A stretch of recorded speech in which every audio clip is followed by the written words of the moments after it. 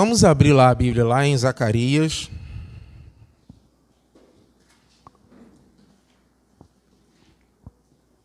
Vamos começar por Zacarias. Hoje eu aviso, eu vou dar uma volta na Bíblia, assim, vou passear um pouco. Eu tenho aqui 3 folhas na minha mão. Bem, pode sentar, gente, pode sentar. A gente vai ler mais de um texto, então vamos lá.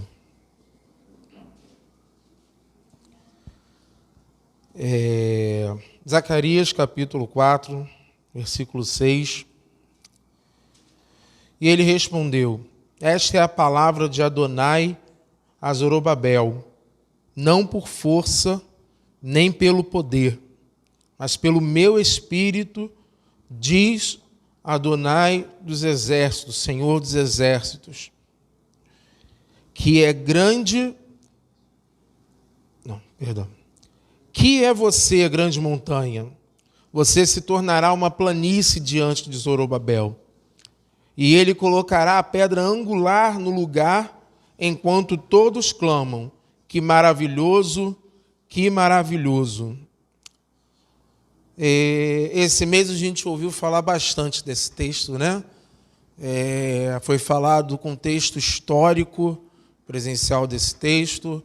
Zacarias, ele é contemporâneo de Ageu. Na época de Ageu, quando Ageu escreveu, as pessoas parte de Israel tinha voltado do exílio e estava construindo as suas próprias casas, arrumando as suas próprias casas. E a casa do Senhor, que havia sido destruída quando Judá foi tomada, estava largada. Então, lá em Ageu, você vê palavras muito direcionadas a fazer, né? Vocês estão deixando a minha casa. Vão construir a minha casa. O Senhor o tempo inteiro está direcionando a isso. Aqui em Zacarias, parte dele é direcionada a isso, parte dele é louvores a Deus pela construção. E esse texto é um texto muito profundo. Semana passada o pastor Tiago trouxe todo um contexto profético dessa palavra, né? Porque ela aponta para o Messias, ela aponta para o fim dos tempos. São várias coisas. E essa semana eu estava meditando, pensando como Deus tem nos abençoado aí esse mês com preletores maravilhosos. Bateu o medo, frio na barriga, como está agora, né? E aí eu lembrei de Tiago, o apóstolo, né? Aí a gente vê uma certeza descrita numa situação. Sempre que um coração tiver voltado para a palavra de Deus, precisando de entendimento, um homem de Deus vai ser enviado até você para te explicar o que você não está entendendo. Tiago foi direcionado pelo Espírito até o deserto, onde ele encontrou lá o etíope e pôde explicar para o etíope o que ele estava lendo, porque o etíope falou que não estava entendendo. Então, sempre que o seu coração estiver direcionado à palavra de Deus, pensando na palavra de Deus e precisando de ajuda, Deus vai te abençoar. Deus vai enviar uma pessoa até você para você poder entender o que está escrito na palavra dele. Amém? E aí vamos começar. A gente tem falado tanto que é pelo Espírito de Deus, né? Que a gente precisa viver pelo Espírito de Deus, que a gente precisa fazer as coisas pelo Espírito de Deus. O pastor Márcio falou de uma forma muito certeira sobre as nossas atitudes como homens, né? Principalmente dentro de casa, quem é casado, quem é filho, não importa. o quanto nós temos responsabilidade no nosso lar, né? Nós somos, aos casados são os sacerdotes do lar, né? E que a gente precisa exercer, trabalhar isso, e sem violência, sem força. Você não força ninguém a nada. Você não força ninguém a fazer nada. Se a pessoa fizer forçado, vai fazer com raiva. A verdade é essa, né? Quem aqui nunca lavou uma louça cheia de raiva, querendo quebrar os pratos, né?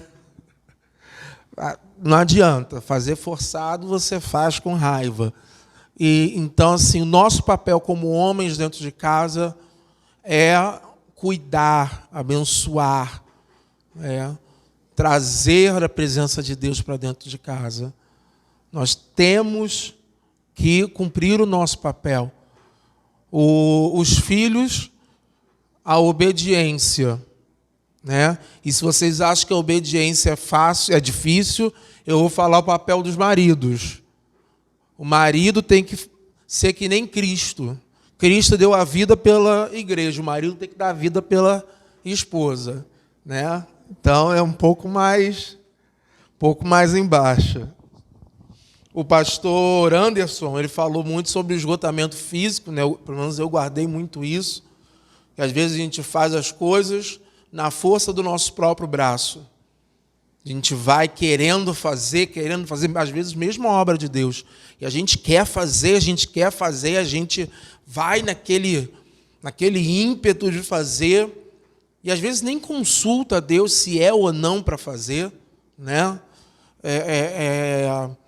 O planejamento é importante, mas o planejamento sem consultar a Deus é, no mínimo, complicado, né? Nós temos que planejar, mas nós temos que buscar a Deus. Um amigo meu uma vez me falou uma coisa: Deus nos chamou para fazer algo, não tudo. Deus não te chamou para fazer tudo. Deus te chamou para fazer algo. Ele te entregou dons, Ele te entregou talentos para você fazer alguma coisa específica no reino. Não é vou fazer tudo, não. Deus tem um plano específico para você dentro do reino dele. E aí você precisa buscar em Deus saber, mesmo dos mais novos aos mais velhos, todo mundo tem um direcionamento de Deus dentro do reino. E como eu disse, o pastor Tiago trouxe toda uma questão profética do texto, né? Ele explicou muito bem explicado, maravilhosamente bem explicado, sobre para o que esse texto aponta. E aí, novamente, eu vou falar a questão do Espírito. A gente tem falado muito sobre o Espírito, que a gente precisa andar em Espírito, não é por força, não é por violência, é pelo Espírito de Deus. E aí eu fiquei pensando, será que as pessoas sabem o que é o Espírito de Deus? Quem é o Espírito de Deus? Será que as pessoas têm essa compreensão exata de quem é o Espírito de Deus? O Espírito de Deus, ele não é uma força de atuação de Deus. O Espírito de Deus não é um sentimento, um calafrio. O Espírito de Deus, ele é uma pessoa. Assim como Deus é uma pessoa e Jesus é uma pessoa, o Espírito Santo de Deus é uma pessoa. O Espírito Santo de Deus, ele é Deus, assim como Jesus é Deus. E o Pai é Deus. Essa é a Trindade. A Trindade para nós, é complicado de entender, mas é assim que funciona. São 3 pessoas que são uma só. A gente entende um pouquinho disso no casamento, onde 2 pessoas se tornam uma e precisam ser uma, né? Os casados aqui sabem disso, precisam ser uma, porque senão a casa vai para, ainda mais quando tem criança, né? Eu fico pensando aqui no meu cunhado, Wendel, meu cunhado Denis, né? Vocês ainda estão em número igual, 2 contra 2. O Denis está lá 3 contra 2, 3 crianças e os 2 pais. Então, né? A Ana Lúcia nem se fala, né, gente? Mas aí Deus vai com certeza abençoar ela, tem abençoado, graças a Deus. Mas a gente precisa entender que o Espírito Santo de Deus é uma pessoa da Trindade e ele tem um agir específico na nossa vida. Quando nós recebemos a Jesus Cristo como Senhor e Salvador da nossa vida, e o Senhor é uma conotação bem pesada, porque não é você deixa de fazer o que você quer. Você passa a fazer o que Deus quer. Você passa a buscar na Bíblia, passa a buscar em oração o que Deus quer que você faça na sua vida. Isso é receber Jesus como Senhor e Salvador da sua vida. E quando você faz isso, você recebe de presente o Espírito Santo de Deus. E o Espírito Santo de Deus é que vai fazer esse link entre o seu espírito e o Espírito de Deus. Vocês sabem que vocês têm um espírito, né? Nós somos corpo, alma e espírito. E o nosso espírito se conecta a Deus através do Espírito Santo que vive em nós. Então, sempre que a gente precisa buscar a Deus, sempre que a gente precisa buscar direção, palavra, o Espírito Santo é que vai fazer essa conexão. O Espírito Santo também trabalha no nosso caráter. O homem, por causa do pecado, teve o caráter desfigurado. Se vocês lembram, Adão conversava face a face com Deus. Foi o único, o primeiro, depois só Moisés, que conversavam face a face com Deus. Deus passeava no jardim com Adão conversando. E você imagina uma pessoa com a capacidade intelectual para ficar conversando com Deus. Então, Adão conversava com Deus, mas veio o pecado. Quando o pecado entrou no mundo, ele desfigurou muita coisa, inclusive o nosso caráter. Não é me gloriar em nada disso, até porque Deus conhece meu coração, mas essa semana eu achei um celular na rua, eu olhei, não era perto da minha casa, era lá em Jardim América. Eu olhei. Ninguém, eu peguei o celular, mexi, aí tinha senha, aí eu fui para a chamada de emergência, a pessoa não registrou nenhum número ali de chamada de emergência, aí eu só tinha lá o nome da proprietária. Falei, bom, vamos esperar, né? A pessoa deve me ligar. Aí eu fui onde precisava ir e tal. Ainda demorei, fiquei com o celular na mão, por causa de ligar, não coloquei nem no bolso, fiquei com o celular na mão, não ligou. Fui para casa e falei, gente, alguém tem que ligar. Não é possível. Aí, finalmente, o filho ligou. Quando eu atendi, ele tomou um susto, porque ele achou que estava ligando para a mãe, né? Ela ainda nem tinha percebido que tinha perdido o celular. Aí ele, o cunhado dele, que foi buscar depois o celular, aí as pessoas falando, não, poxa, nossa, obrigado, parabéns pela sua posição. Aí eu fiquei pensando, uma coisa que já é dita há muito tempo, né?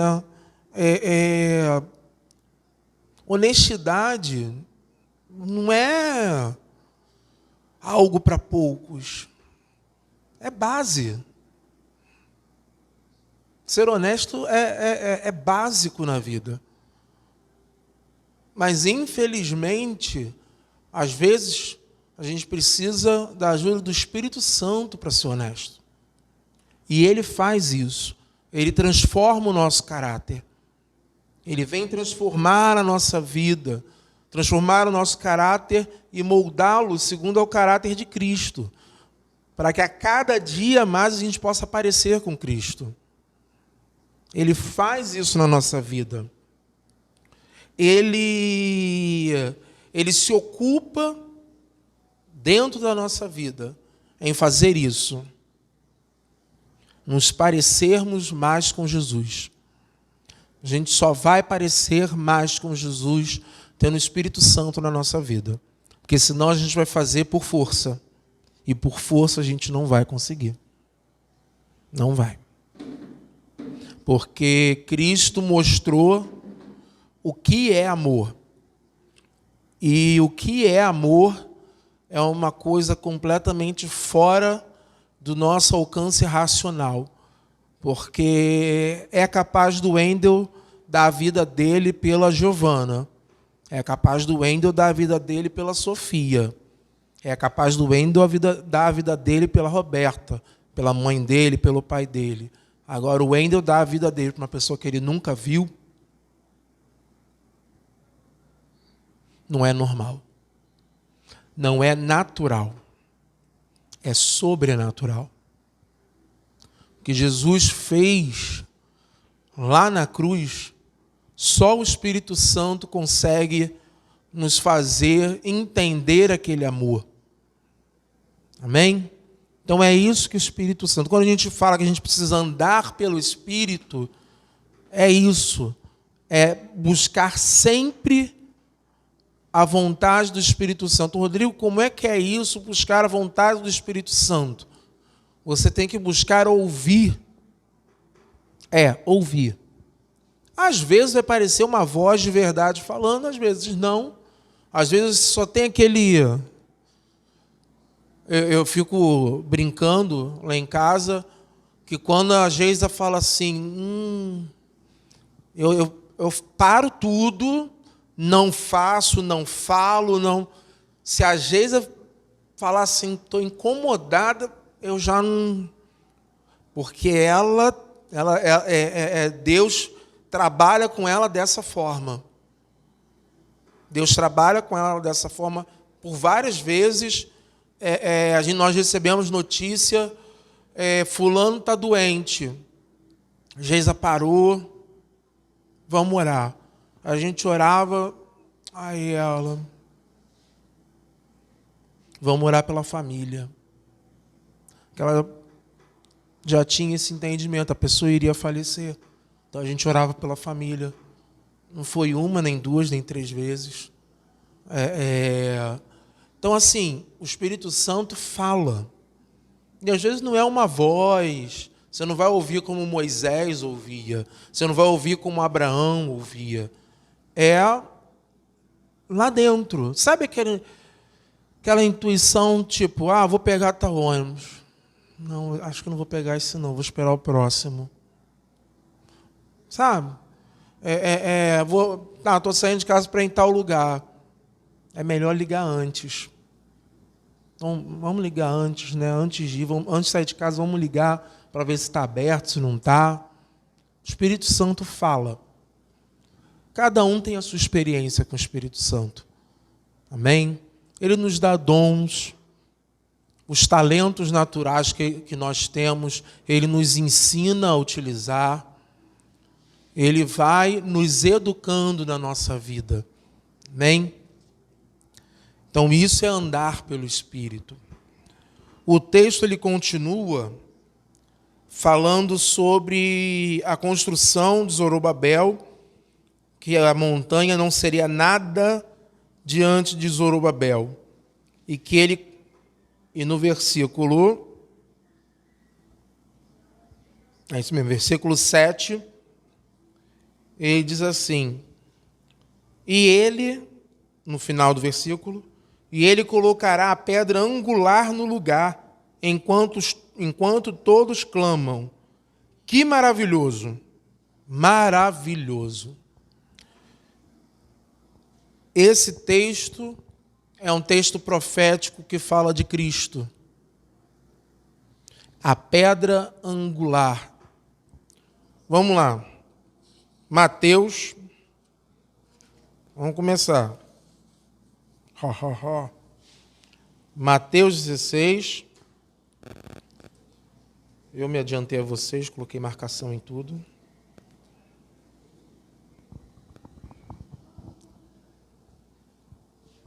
Repetindo, Mateus 16, do versículo 16 ao 18. Minha versão é um pouco diferente da de vocês, mas vocês vão conseguir acompanhar.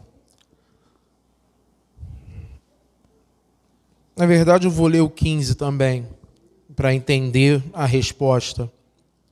E vocês, disse-lhe Jesus, quem dizem que eu sou? Simão Pedro respondeu, você é o Cristo, Filho do Deus vivo. Simão Pedro, filho de Jonas, Jesus lhe disse, quão abençoado você é, porque nenhum ser humano lhe revelou isso, de forma nenhuma, mas sim meu Pai no céu. Eu também lhe digo, você é pedra, e sobre esta pedra edificarei a minha igreja, e as portas do inferno não a poderão vencer. Quando Jesus fala esta pedra edificaria a minha igreja, ele está falando da afirmação de Pedro. A afirmação que Pedro dá que Jesus é o Cristo. Cristo é um título, é sinônimo de Messias, é o enviado, o escolhido. Então, quando Pedro fala que ele é o Cristo, Pedro está falando que todas as profecias do Antigo Testamento estão se cumprindo ali. E ele é filho do Deus vivo. Se nós andarmos por Espírito, se a gente trabalhar pelo Espírito, não pela nossa força, não pela nossa capacidade, não pela nossa capacidade física, não pela nossa capacidade intelectual, não pela nossa capacidade financeira, não é nada disso. É pelo Espírito. E quando a gente anda pelo Espírito, nós fazemos parte dessa construção de Jesus. Jesus, ele plantou a semente da igreja. Aqui, essa declaração foi a semente que Jesus plantou. E essa semente, ela brotou lá em Atos, na descida do Espírito Santo sobre os discípulos, quando Pedro pregou na festa de Pentecostes. Aí foi inaugurada a igreja. Amém? Em Cristo. Em Cristo nós somos igreja, porque em Cristo é construída a igreja. Por isso que aqui diz, lá em Zacarias fala que Zorobabel colocaria pedra e o povo clamaria, maravilhoso, maravilhoso. Não sei se vocês lembram, mas antes da sua morte, uma semana antes da sua morte, Jesus entrou em Jerusalém e o povo o aclamou como se fosse um rei. Então você vê o link perfeito, né? O povo clamando, maravilhoso. É exatamente isso que o povo fez com Jesus. Então, novamente, Jesus é a pedra angular. Pedra que muitos desprezaram. Vamos ler. Está lá em 1 Pedro, capítulo 2. Vocês sabem onde fica 1 Pedro? Todo mundo sabe, espero. Lá pertinho de Apocalipse.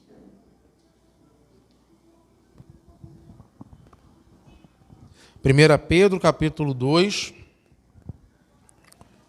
a partir do versículo 6.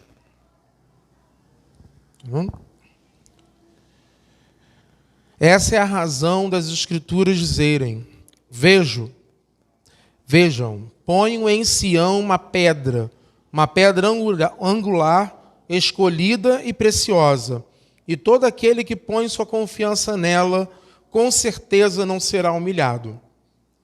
Portanto, vocês, os que mantêm a fé, esta pedra é preciosa, mas para aqueles que não confiam, a mesma pedra que os construtores rejeitaram tornou-se pedra angular, e também a pedra que faz as pessoas tropeçarem e a rocha sobre a qual caem.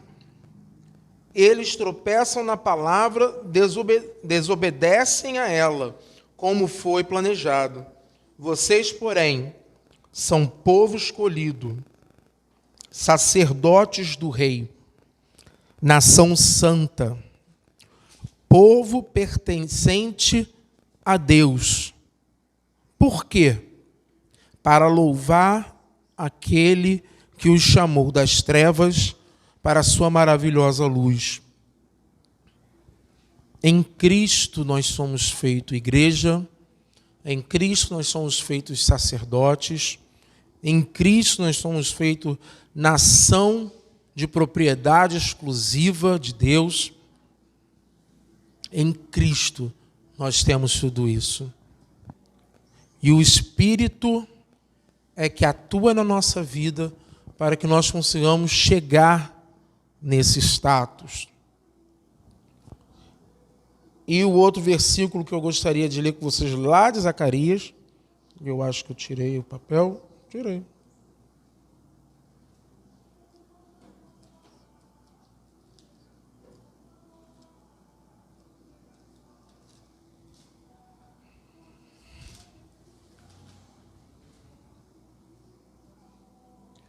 O anjo estava explicando a visão a Zacarias. Zacarias não tinha entendido. Então o anjo estava explicando. E na visão haviam 7 olhos. E no final do versículo 10, o anjo diz assim: esses são os 7 olhos de Adonai, que percorrem toda a terra. Os olhos do Senhor percorrem toda a terra. Isso nos faz pensar o seguinte: Deus está nos vendo, Deus está nos observando a cada momento, a cada instante. Deus sabe como a gente se encontra. Ele se revelou como o Senhor que vê, Yahvé Roi, o Senhor que vê. Ele não abandona. Vamos lá para Gênesis capítulo 7. Gênesis todo mundo sabe abrir.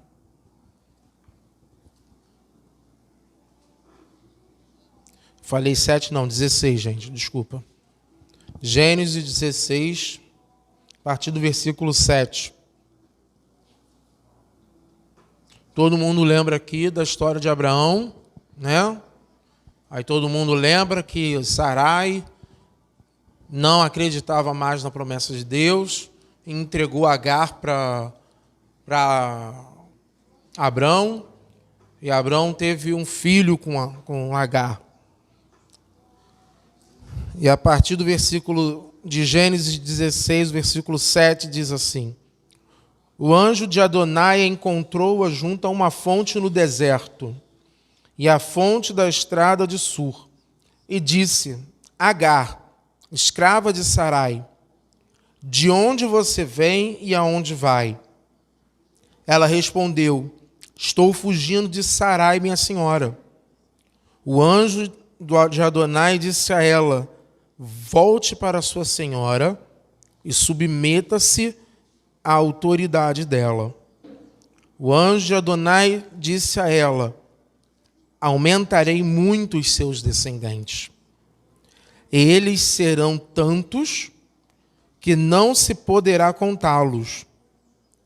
O anjo de Adonai disse a ela: veja, você está grávida e dará à luz um filho. Você deverá dar-lhe o nome de Ismael, que significa Deus presta atenção. Pois Adonai prestou atenção à sua miséria. Ele será um homem semelhante a um jumento selvagem, sua mão será contra todos, e a mão de todos será contra ele, e viverá em animosidade contra todos os seus parentes. Maomé, ele entendeu que todo árabe é descendente de Ismael. E aí a gente consegue entender por que tanta briga entre árabe e judeu, né? Infelizmente, guerras e guerras por causa disso. Por causa desse erro de Sara e Abraão. E Agar volta para casa, a criança cresce, é educada, mas quando Sara tem um filho, quando Sara tem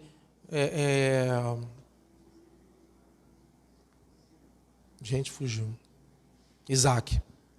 Quando Sara tem Isaac, começa a briga dentro de casa com Agar, e aí eles despedem Agar. Agar, aqui ela tinha fugido, por isso que o anjo manda ela voltar. Mas aí depois eles dispensam Agar por causa da briga que se faz, Agar e Ismael. E aí, infelizmente, a descendência se torna inimiga da descendência de Isaac. Mas o importante aqui é isso.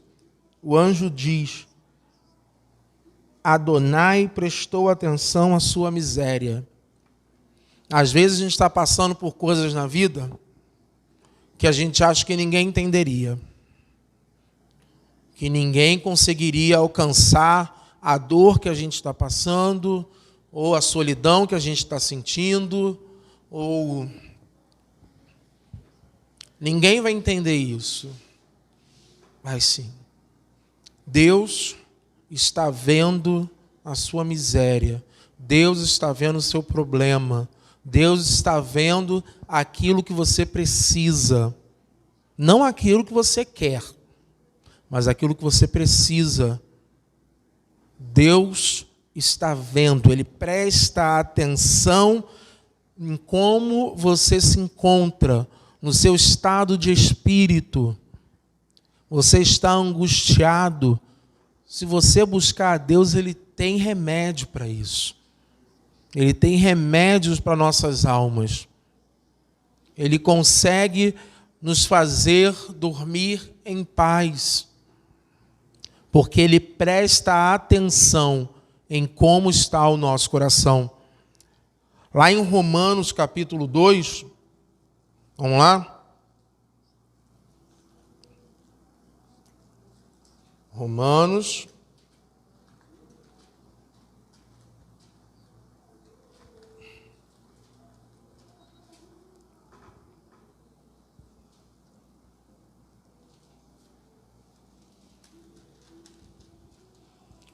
capítulo 2, versículos 5 e 6.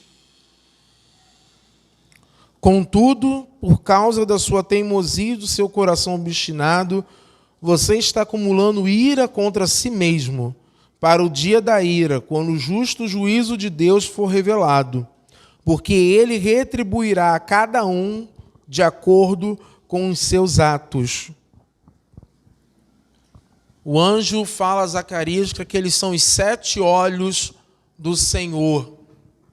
E ele, além de ver o seu estado, ele vê os seus atos.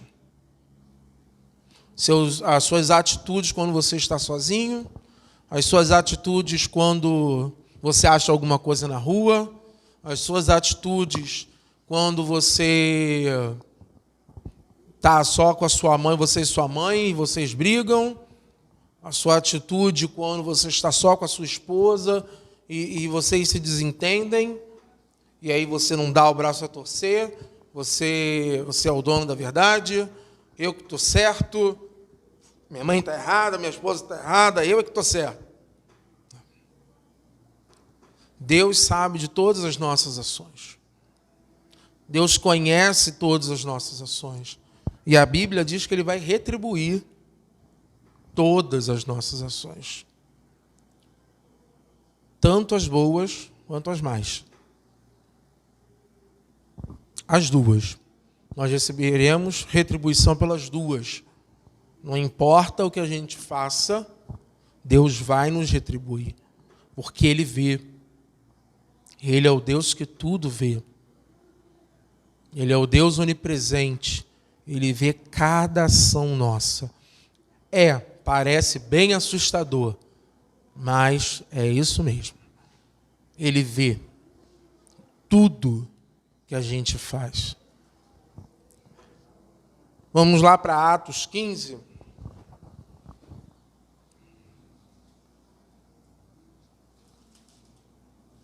Algumas páginas antes.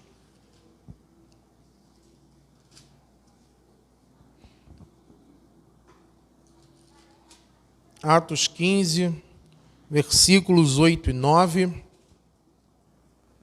diz assim: E Deus que conhece o coração, deu-lhes testemunho ao conceder o Espírito Santo a eles, como fizera a nós. Isto é, Ele não faz diferença entre nós e eles, mas purificou-lhes o coração mediante a fé. Deus que conhece o coração. Aí a coisa ficou mais profunda. Na verdade, ficou pior para a gente. Porque as nossas atitudes, a gente às vezes até consegue controlar, né? A gente às vezes consegue controlar a nossa boca. Mas os nossos pensamentos, os nossos sentimentos, é difícil de controlar. É difícil de controlar. E Ele sabe. Ele sabe. A minha esposa costuma dizer, quando ela está discipulando, ela fala: ora para Deus e fala tudo o que você está sentindo. Ele não vai se assustar, Ele já sabe. Ele já sabe. Ele conhece tudo o que se passa na nossa mente e o que se passa no nosso coração. Uma vez eu fui orar e ela mesmo ficou rindo. Eu comecei a minha oração com Deus, esse dia foi uma droga. E tinha sido mesmo. Uma droga. Eu falei, foi uma droga. Aconteceu isso, isso e isso. Não consegui controlar isso, isso e isso. Para quem não sabe, estou fazendo acompanhamento, né? Ansiedade e tal. Então a gente toma remédio, mas além do remédio, a gente precisa se policiar em muita coisa, né? Mas tem dia que não dá e vai, né? Ainda mais às vezes a gente recebe uma notícia ruim, pronto. Nossa. E, infelizmente, notícia ruim tem sido bastante. E a gente pensa coisas, a gente sente coisas que não deveria sentir. E o pior é que, por mais que a gente não expresse o que a gente está sentindo, Deus sabe. Deus conhece todo o coração. Aquela raiva que você sente, mas que você não coloca para fora, Deus sabe. Aquele ressentimento, aquela mágoa que você tem, Deus sabe. Deus sabe de tudo que se passa no nosso coração. Ele nos vê por completo, corpo, alma e espírito. Não há nada que dê para esconder dele. Ele sabe tudo que se passa no nosso coração. Então, quando a gente se colocar diante dele, nós precisamos pedir perdão por tudo que se passa no nosso coração. E fala o que se passa no seu coração. Oração é conversa com Deus. Você pode falar o que se passa. Não, pode não. Você deve falar. Você deve falar o que se passa no seu coração. Deus, eu estou triste. Deus, eu estou com raiva. Deus, eu estou magoado. Estou ferido. Aquela pessoa me feriu no coração. O que ela disse me fez mal. Deus, eu não gostei disso. Deus, eu não gostei daquilo. Fala. Fala. Mas depois pede ajuda a Deus para resolver a situação. Porque não adianta também a gente só falar e não resolver a situação. Essas situações precisam ser resolvidas e Deus vai nos ajudar. Como? Através do Espírito Santo dele. Deus tem graça para a nossa vida. Graça é favor não merecido. Algo que você não merece, mas você recebe. Entenderam? Graça é uma coisa que você não merece, mas você recebe. Digamos que você se comportou mal o ano inteiro, não ajudou sua mãe, seu pai, não ajudou nada dentro de casa, só fez bagunça, sua mãe brigou com você quase todo dia, você é reprovado na escola, e aí de Natal você ganha um Xbox. Graça. Você não merece. Vamos combinar que não merece. Mas ganhou. O nome disso é graça. E misericórdia. Misericórdia é nos poupar do castigo que a gente merece.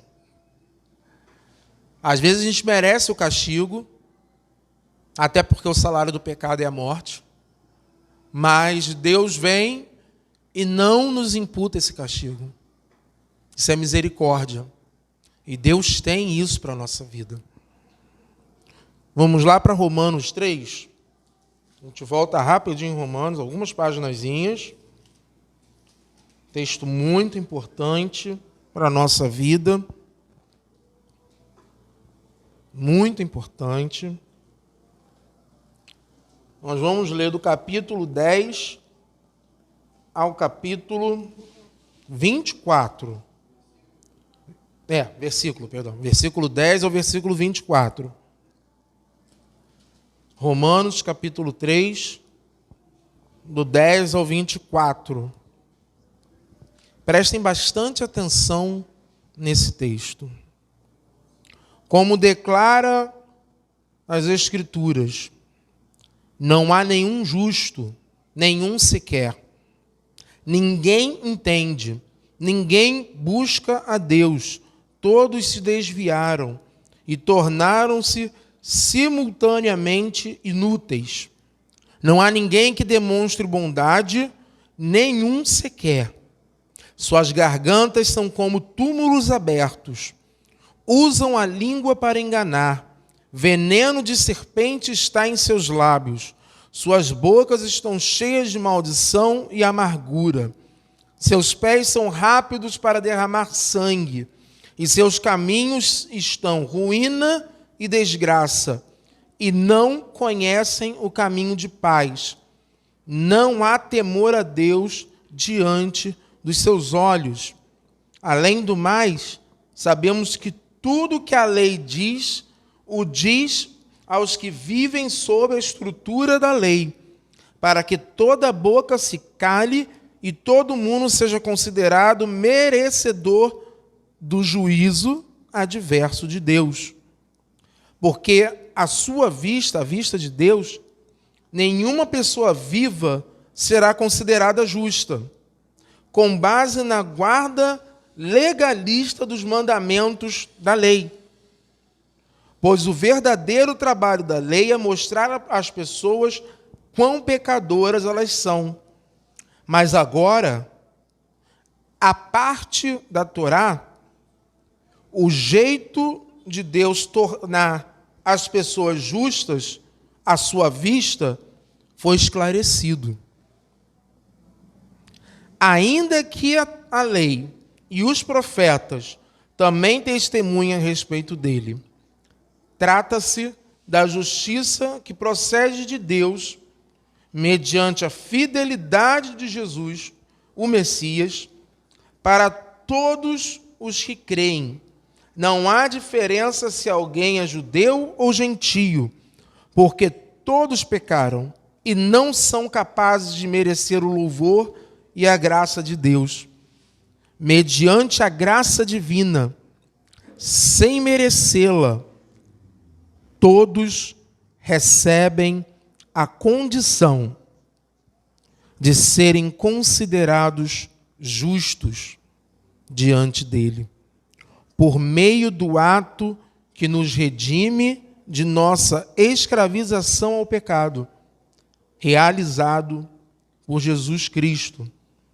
Deus ofereceu Jesus como propiciação, como paga pelo nosso pecado, mediante sua fidelidade no tocante ao sangue da sua morte sacrificial. Esse texto todo, o início dele, ele relata a raça humana, de uma maneira geral. Todos se perderam. Ninguém busca Deus. Não há um justo sequer. Porque diante de Deus, a nossa justiça, a gente acha que a gente é justo, né? Não, eu sou justo. Eu ajudo em casa. Eu ajudo minha mãe. Eu tiro 10. E a gente imputa isso como justiça para a gente. Mas a Bíblia fala que essa justiça nossa é como trapo de imundícia para Deus. Numa versão mais contextualizada, seria um absorvente para Deus, na nossa justiça. Aí você consegue entender o quão sujo é. A justiça de Deus está muito acima da nossa. Muito acima da nossa. Nós não podemos alcançá-la. Os caminhos eternos de Deus são muito mais altos do que os nossos caminhos. Mas existe uma maneira. Existe uma maneira. Deus enviou Jesus, ele se esvaziou de si mesmo, não tomando por orgulho ser Deus, ele se esvaziou e se tornou em forma de servo. Nasceu como homem. Andou 33 anos por este mundo. Não pecou. E foi entregue numa morte sacrificial para que a graça de Jesus nos alcance. Essa morte sacrificial pagou o nosso pecado. Porque o salário do pecado é a morte. E Jesus pagou o salário do pecado da nossa vida. Nós podemos ser justos, justificados por Deus, através de Cristo. Quando o texto lá de Zacarias fala, não é por força, nem por violência, é pelo Espírito. Que o Espírito é que nos convence do pecado, do juízo e da morte. Ele que nos convence. O Espírito Santo é que trabalha na nossa vida para nós entendermos que somos pecadores. E nós somos pecadores. Como está escrito aqui, que a gente leu. Todos pecaram. Todos. Ninguém é merecedor do louvor e da graça de Deus. Só por Cristo. Só por Jesus. Se não fosse Jesus na nossa vida, a gente não alcançava nada em Deus. Para quem fica se perguntando, e como era antes de Jesus? Tinha que ter sacrifício, segundo o seu pecado. E tinha pecado que era pecado de morte. Você era apedrejado. Tinha pecado que você matava, você levava ao sacerdote um pombo, uma pomba. Tinha pecado que você tinha que levar um cordeiro inteiro. E aí tem toda uma variação ali das ofertas para pagar pelo seu pecado. Mas em Cristo isso acabou. Porque Ele é o sacrifício final. Ele é a revelação final do amor de Deus. Depois dele, não há outro. Não há necessidade de outro. Ele já fez o trabalho todo. Ele já fez o trabalho todo. A graça de Deus, através da morte sacrificial de Jesus, nos liberta e nos livra e nos limpa de todo o pecado. Amém? Vou pedir para o Breno colocar uma música. Está lá junto com as outras, o nome é Graça. Para a gente poder ouvir. Queria que você meditasse nessa música.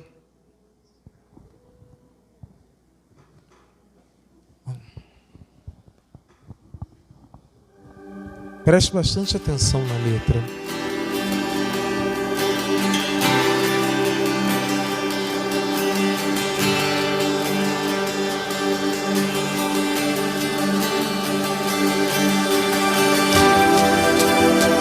Vinde a mim os cansados e oprimidos, e eu vos aliviarei. Essa é uma promessa. Não me gloriarei em mim, a não ser na minha fraqueza. Sua graça me sustentou, ela me basta com certeza. Mas eu sei que o seu poder se aperfeiçoa na minha fraqueza. E quando eu me cansar, a sua força opera em mim.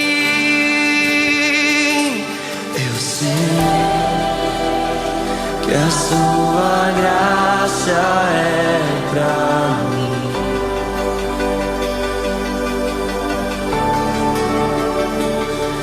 Eu sei que a sua bondade não tem fim.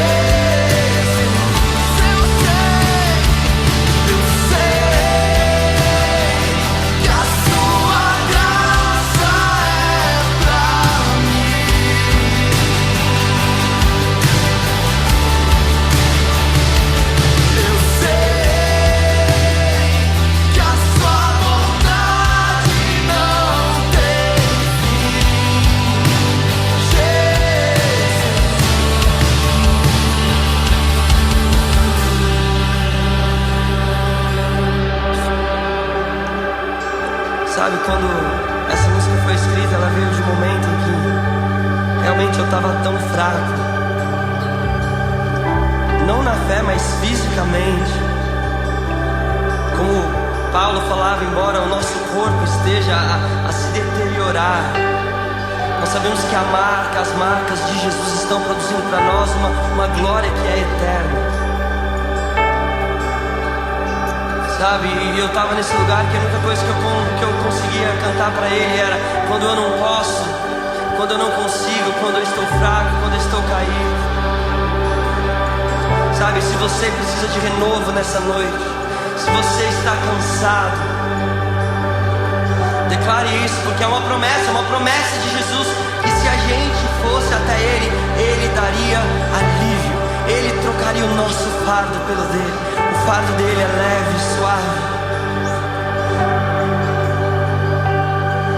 Quando eu não posso, quando eu não consigo, quando eu estou fraco, quando estou caído, quando eu não posso, quando eu não consigo, quando eu estou fraco, quando estou caído, você me levanta e me encoraja, você me dá forças, você me resguarda, você me levanta e me encoraja, você me dá forças, você me resguarda.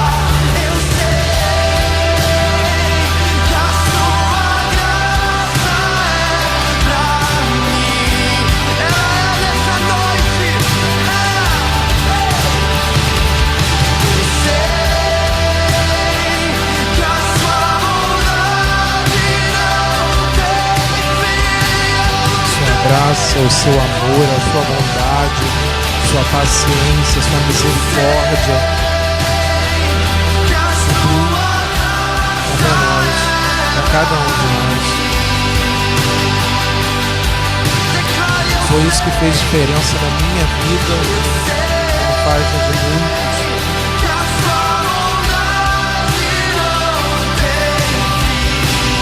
Se eu merecia, nem de longe. Eu não mereço a minha própria vida. Se eu for olhar racionalmente, eu não mereço nem a minha própria vida. Mas sabe por que eu estou aqui hoje? Porque Deus, por vontade dEle, resolveu manifestar a graça dEle e a misericórdia dEle na minha vida. Nem eu pedi. Eu não tive coragem de pedir. Não tive coragem de pedir a Deus a graça e a misericórdia dEle. Receba nessa noite graça. Mas Ele ministrou graça e misericórdia na minha vida. E Ele pode ministrar na vida de qualquer um. Mas Rodrigo, você não sabe o que eu fiz. Você não sabe o que eu faço. E vocês não sabem o que eu fiz. Vocês não sabem o que eu fiz. A graça de Deus, o amor de Deus pode nos alcançar. Não há lugar que nos esconda do amor de Deus. O texto fala que eu posso ir ao abismo mais profundo, ou posso subir ao mais alto dos céus, e lá tu me encontras. Não há caverna, não há buraco no chão que você se enfie, que Deus não te encontra, que o amor dele não te alcança. Não há fundo de poço cheio de lama que Deus não possa te tirar. E Ele quer te tirar. Ele quer. É isso que faz disso tudo tão maravilhoso. Ele quer fazer isso. Ele quer. mesmo com todo o nosso pecado, mesmo com toda a nossa desobediência, mesmo abandonando a palavra de Deus, mesmo rejeitando a palavra de Deus, Ele quer. Ele quer. Só tem uma coisa que impede que Deus faça isso nas nossas vidas, na sua vida. É o nosso arbítrio próprio, livre-arbítrio. Nós escolhemos o que acontece na nossa vida. Se você não der espaço para Deus, Ele não vai agir na sua vida. Você precisa abrir o seu coração. O texto de Apocalipse diz que, palavras de Jesus, eis que estou à porta e bato. Se alguém abrir, entrarei e cearei com ele. Entrarei e terei intimidade com ele. O judeu não comia com qualquer pessoa. O judeu só comia com quem ele tinha intimidade. Então, quando lá em Apocalipse fala, entrarei e cearei com ele, é porque ele fala, entrarei e terei intimidade com ele. Uma vez um pastor me lembrou de uma coisa, quando Jesus, depois de ter ressuscitado, ele aparece aos discípulos. Tomé tinha falado que só acreditava vendo, e Jesus foi lá mostrar. Jesus mostrou os furos da mão, os furos do pé, e mostrou o corte na lateral. Vocês lembram disso, né? Na cruz ele foi cortado. Só que vocês devem lembrar que judeu usa um vestido. Para Jesus mostrar a barriga, ele teve que levantar o vestido. Jesus era íntimo deles o suficiente para levantar o vestido. E Ele quer ser íntimo nosso. Ele quer essa intimidade com a gente, de estar nas coisas mais íntimas do nosso ser, mais profundas. Aquilo que ninguém sabe, aquilo que ninguém toca, aquilo que às vezes nem você toca, aquele problema que nem você quer resolver. Jesus vai lá, mas você precisa abrir a porta do seu coração. Se você não aceitar toda essa graça dele, quando eu não consigo, quando eu não posso, quando estou fraco, quando estou caído, você me levanta e me encoraja, você me dá forças, você me resguarda. Isso só acontece se você abrir o seu coração. Isso não acontece para todo mundo, porque não é todo mundo que abre o coração. Mas a Bíblia fala que Deus não deseja que todos se salvem. Ele não quer a condenação para as pessoas. Como li, mesmo com a lei, Deus, através da lei, manifestou justiça pelo sacrifício de Cristo, por mim e por você. Esse sacrifício foi por mim e por você. Nós só precisamos abrir a porta. Abre a porta da casa, abre a porta do porão, onde você entulha coisa, onde você esconde coisa, aonde você amarra lá o bichinho, né? Todos nós temos monstrinhos. Isso daí é inevitável. Como eu falei, nós fomos corrompidos pelo pecado, então nós temos bichinhos. Nós temos monstrinhos, que às vezes a gente não gosta de mostrar para as pessoas. Mas se você abrir a porta do porão, Jesus vai lá embaixo e lida com o monstrinho. Transforma o monstrinho num gatinho, num cachorrinho, que vai fazer uma parte da sua vida de uma forma boa. Jesus transforma tudo na nossa vida. Tudo que a gente entrega para Ele. Por isso que eu falei que o que a gente cantou foi forte. Tudo entregarei. O tudo entregarei é bem forte. Porque tudo é tudo. Nossa vida social, nossa vida, tudo é tudo. Inclusive aqui dentro. Às vezes aqui dentro a gente não quer entregar. A gente quer entregar parte. Não entra nesse erro de entregar parte. Entrega tudo. De uma vez só para Ele. Vamos orar? Senhor Deus Pai, muito obrigado, Deus, pela Tua palavra. Deus, nos faltam palavras para agradecer a Tua graça, a Tua misericórdia. Nos faltam palavras para Te agradecer por entrar na nossa casa, limpar a bagunça, tirar a sujeira. Obrigado, Pai. Obrigado porque o Teu Filho, Jesus o Cristo, Deus, morreu por nós para pagar pelo nosso pecado. Nós não merecemos, Deus. Não merecemos o Teu amor.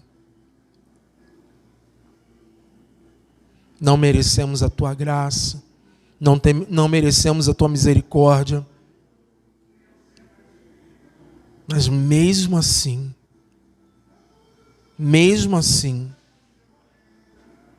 o Senhor nos abençoa. O Senhor age com graça para conosco. O Senhor age com misericórdia para conosco. Com bondade, com paciência, com longanimidade. E nos ensina a viver dessa forma. Obrigado, Pai. Muito obrigado, Deus. Muito obrigado pela Tua obra nas nossas vidas. E Deus, se hoje há alguém ouvindo a Tua voz, não a minha, a Tua voz. Se alguém está ouvindo Jesus bater a porta do coração, Pai, que Teu Espírito Santo possa encher essa pessoa de coragem para abrir a porta. Eu sei, a casa vai estar bagunçada, a casa vai estar suja, tem muita coisa para resolver, tem. Mas dê coragem a essa pessoa a abrir a porta. Dê coragem a essa pessoa a deixar Jesus entrar e tirar tudo aquilo que não presta. Em nome de Jesus, Pai. Oh Deus, manifesta a Tua graça a cada pessoa que está ouvindo. Seja aqui na igreja, seja pelo Facebook, que a Tua graça seja manifestada, Pai. Em nome de Jesus. Nós só queremos a Tua graça. Só precisamos dela. Só precisamos dela. Não precisamos de mais nada. Tua graça nos basta. A Tua graça nos basta. Como viveremos, não importa, contanto que vivamos na Tua presença. Se teremos dinheiro, carro, casa, isso não importa. O importante é viver na Tua presença. Se todas essas outras coisas nos forem acrescentadas, glórias ao Teu nome. Mas isso não é o mais importante. O importante é viver na Tua presença. Ter intimidade contigo. Estar junto. Ouvir as batidas do Teu coração. poder recostar em teu ombro, como João fazia, Jesus. Ser o teu discípulo amado. Ah, Deus, nos ensina, Pai. Em nome de Jesus. Amém.